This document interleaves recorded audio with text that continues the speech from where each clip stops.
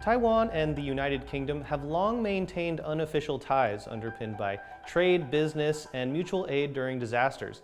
But those ties are now being strained amid a concerted effort by China to put pressure on British parliamentarians who are showing support for Taiwan. So what is the current state of Taiwan-UK relations? Well, for more on that, we turn to Taiwan's representative in the UK, Vincent Yao. Vincent Yao, thank you so much for joining us on the show today. Thank you for having me. Let's start with the big picture. How would you describe the current state of UK-Taiwan relations at this moment? I think in a nutshell, we can say it is steadily growing. But when I say steadily growing, you will also feel impressed. And if I describe to you how much we have achieved this year we have held the 27th round of trade talk and the 7th round of agricultural dialogue and the 3rd round of semiconductor dialogue and the 7th round of energy dialogue and 20th round of renewable energy roundtable discussion. And we have signed 3-pillar arrangements under enhanced trade partnership. And we also have a pretty significant high-profile visits, such as former President Tsai Ing-wen's visit in London, and we have other very substantive visits from our senior government officials as well. And certainly we have a ministerial level visit from British government to Taiwan as well. So actually we achieved a lot this year. So we're seeing more British politicians making explicit statements of support for Taiwan recently. Do you view this as a fundamental shift in the UK's position? I think the British public statement about Taiwan has been getting clearer and certainly stronger on supporting Taiwan in recent years, particularly after the war in Ukraine started. The UK and the other European countries are paying more attention to this side of the world, and particularly the stability and peace in the Indo-Pacific. So the British government, through bilateral and multilateral statements, they already issued a very strong statement about concerning the peace and stability in the Taiwan Strait. So we appreciate that very much. And I certainly hope that this will continue. In June, Taiwan and the UK signed an Enhanced Trade Partnership, or ETP. And this is in fact the first deal of its kind between any European country and Taiwan. Can you talk about how a Taiwanese or British business might benefit from the ETP? The digital trade arrangement under the ETP, this is the first digital trade arrangement Taiwan signed with any foreign countries. So through establishing a shared digital trade principle, we can provide a more open and inclusive, secure, and fair digital trade environment for our business and for our consumers. And also, similarly, for net zero and green energy arrangement, this was the first international green trade arrangement we have signed with any foreign countries.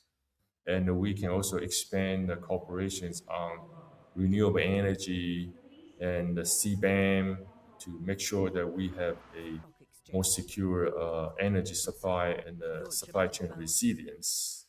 That's the way that we can take advantage of these arrangements. A few months ago, China's ambassador to the UK published a controversial op-ed in a major newspaper. He stated that Taiwan is a Chinese territory and, in strong language, told the UK it must work with Beijing to, quote, restore the post-war order. How do you interpret the timing and the intent of that message? I think this is an upgrade of China's strategy for this narrative warfare, if we want to put it this way. China is trying to sort of push up their narrative of making Taiwan as an internal affairs to making Taiwan issue a very important part of the consistency of the post-war international order. So this is a significant change of their strategy. Suddenly, they took advantage of the so-called 380 years anniversary, 80th anniversary of the victory of World War II, and the 80th anniversary of the founding of the United Nations, and the 80th anniversary of the retrocession of Taiwan. And they use these occasions to push forth their narrative. And certainly, this time the target is more about the five permanent members of the United Nations Security Council. I think China's strategy is trying to, again, misrepresent these historical documents, such as the Potsdam Declaration, Cairo Declaration, and other historical documents, to support their own narrative. So we need to push back these, misinterpreted narratives. In response to that op-ed, your office issued a rebuttal immediately. When you were writing that rebuttal, what was the core message that you wanted the British public to take away from it? After Chinese ambassador to the UK, his op-ed piece was published by the Telegraph. I immediately, sent my op-ed piece to the Telegraph, and it was published 1 week after. My message was clear. Taiwan is not part of China, and China has been trying to misinterpret the United Nations General Assembly Resolution 2750A. As a matter of fact, that resolution did not touch upon Taiwan, did not, mention any the status of Taiwan or the sovereignty of Taiwan. It did not certainly, give People's Republic of China any rights to represent the people of Taiwan in the United Nations and in any affiliate organization of the United Nations. So the message was very clear. So, do you see this battle of narratives in the UK media as an isolated incident, or is it part of a wider pattern of disinformation and political pressure from China within the UK? And have there been other specific incidents or campaigns, aside from that op-ed, that you have had to deal with recently? Certainly, if you do get the media reports and the news articles in recent months in the UK, there are full of stories about China's espionage attempts against the UK Parliament, against UK government, and there was a warning issued by MI5 vis-a-vis China's espionage attempt in the British Parliament. And there are stories about why the British government dropped off investigation cases on two Chinese spies in the British Parliament.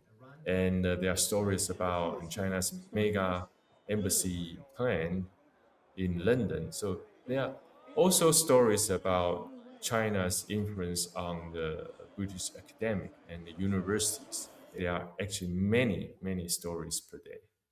Are there ways you think Taipei and London should be working together more closely, specifically to counter these kinds of disinformation narratives?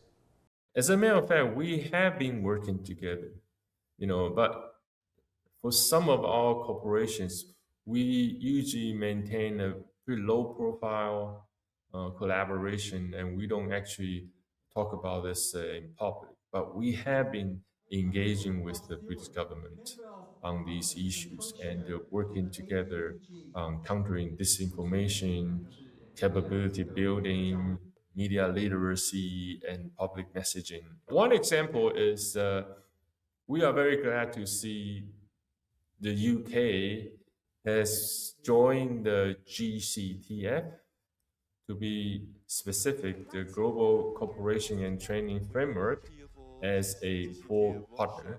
It is also the first European full partner to join the GCTF. Certainly, through these channels, the UK has been contributing and working with us. Now, there's another major flashpoint right now in the UK. and that's China's plan to build a so-called mega embassy near the Tower of London. There are a lot of local concerns about security. From your vantage point, what are the wider implications if that project is built as planned? I sort of touched upon this earlier, and this is a part of the debate and the source of criticism from the opposition party in the UK on the Labour Party government. But I think the greater implication is the sense of insecurity among the British society about China's potential threat to the national security of the United Kingdom. So this is the significance of this event. But we have been watching very closely the development of all these events, including the mega embassy. We also have noticed that there are many Hong Kongers and even the British people are joining the demonstration and to protest the potential establishment of this mega embassy. Now, critics of the embassy have cited the potential for Chinese surveillance or espionage in and around the site. Have you or your staff encountered any direct issues with that kind of thing in London? I think for my office per se, we just moved to a new office, which is much bigger than the old one. Certainly, we have gone through all the process to strengthen the security, and certainly we screen and vet the entire building to make sure that we don't have any bugs or some devices implanted by our enemy. But for our nationals in the UK, certainly we are also very concerned about the so-called transnational repression that China is now talking about. Certainly, we also work with the police authorities here and the government's related authorities to make sure that we can deal with these potential risks. Now, looking forward, what are the top areas where you want to see expanded UK-Taiwan cooperation in the next, say, 1 to 3 years? I think, first of all, I want to see more collaborations on critical industrial sectors, and we can also strengthen our mutual supply chain resilience.